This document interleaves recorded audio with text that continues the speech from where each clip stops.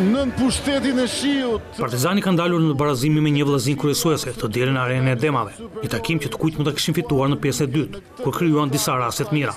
Pas 20 minutave pa ngacmime të forta, skuadra e Ortion Kërnajës jep sinjalin e parë, kur Iskandar ligjuan brenda zonës dhe godet shyllën e Portës së mbrojtur nga Pëls.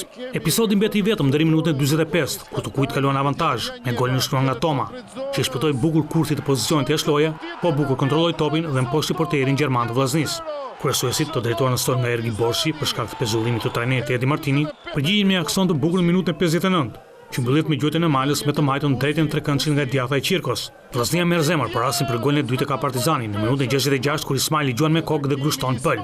Partizani është agresiv dhe lufton fort për çdo top, duke detyruar shkodranët të gabojnë shpesh.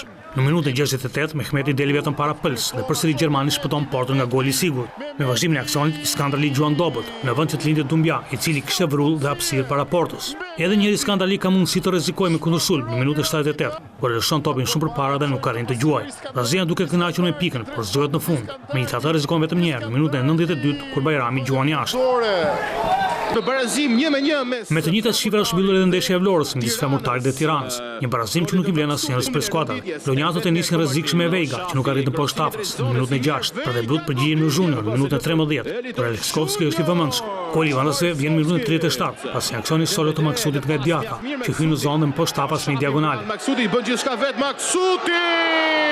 4 minuta pas pushimit, Maksudi gjuan me kokë brenda zonës, dhe tafës bën mrekullim. Të njëjtin gjë bën edhe në minutën 70 kur pret gjuetin e Verikas. Pritjet e tij marrin der 5 minuta më pas, ku Junior gjuan brenda zonës dhe poshtë Alexkovski. Kapësirë në qendër për Junior e Djatha, topi devijuar shkon në rrjet. Përpjekjet e Flamurtarit për të rikthyer avantazhin nuk japin rezultat, dhe në fund detyrohet të pranojë barazimin. Bllokohet momentin e fundit, Valerianos largon